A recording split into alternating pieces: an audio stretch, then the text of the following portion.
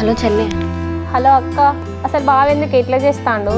ఎందుకే చెల్లె, ఏమైంది? ఆ బాబా అంకుల్ తెలుసు కదా అక్క నీకు. ఆ అంకుల్, సంతోష్, మా నాన్న ముగ్గురు ఎంత నచ్చి చెప్పినా సరే బావ అస్సలే వింటలేడంట. నాకు విడాకులు కావాలని పట్టుకొని కూర్చున్నాడంట. విడాకులు ఏంటి చెల్లె? అని అసలు ఇంట్లో ఈ మధ్య ఉండలేను, అతను మాట్లాడతలేడు. విడాకులు ఏంటి? ఏంది అక్క, అసలు నువ్వు గింత జరిగినా కూడా నాకేం తెలియదని అంటాను. బావ నేను అక్కడ ఇంటికాడ వద్దంటున్నాడంట. అన్న వస్తాను, నువ్వు రెడీగా. విడాకులు ఏంటి చెల్లె? నన్ను తీసుకోవడానికి అన్న వచ్చుడండి, నేను ఎక్కడ రానుపో, ఇక్కడే ఉంటా. బాబా వినంది ఎవరేం చేస్తారే అక్క. అన్న మీకు బాగా సీరియస్ అయిందంట. బాబా మీ చెల్లెని తీసుకోవో, మా ఇంటికాడ వద్దని, అందుకే అన్న వస్తాడు. ఏమన్నా చెల్లె, ఏదైతే ఇంటికి రానని చెప్తా, ఆయన రాని, ఆయనతోనే మాట్లాడతా.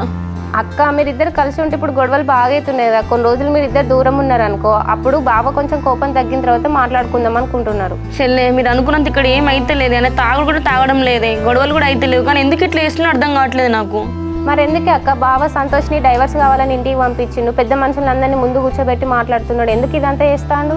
అదేనే చెల్లె, నాకు ఏం అర్థం అయితే లేదు. అప్పుడు నువ్వు చెప్పిన మాటిని అయిపోవే, నా చేతిలో నా జీవితాన్ని నాశనం చేసుకున్నాను ఇప్పుడు. అదే అక్క, మరి నేను అప్పుడు ఎంతగానో మొత్తుకున్నా, వద్దే అక్క అంటే నువ్వు చెప్తే విన్నావా? ఇప్పటికల్లా నీకు కొడుకో బిడ్డ ఉంటే మంచిగా మీ ఇద్దరిని ఎంత మంచిగా చూసుకునేటోడు బావ, మంచిగా కలిసి మెలిసి ఉండేటోళ్ళు కదా. అయినా నువ్వు చేసుకునే నీకే వచ్చింది. అదేనే చెల్లె, నేను చేసిన ఒక్క తప్పు వల్ల నా లైఫ్ అంతా నాశనం అయింది. నాలో ఇంకో ఏ అమ్మాయికి అవ్వకూడదే. ఇక సరే అక్క, అయిందేదో అయిపోయింది. నువ్వైతే ఇప్పుడు ఏం బాధపడకు కానీ అన్న వస్తాను, నువ్వైతే రెడీగా. ఇక కొన్ని రోజులు మీరు ఇద్దరు దూరం ఉన్నారనుకో, బావ కొంచెం కోపం అన్న తగ్గుతుంది. ఇక నీకు తెలిసిందే కదా, నువ్వు దూరం ఉంటే బావ మళ్ళీ వచ్చి తీసుకొని పోతాడు. సరే చెల్లె.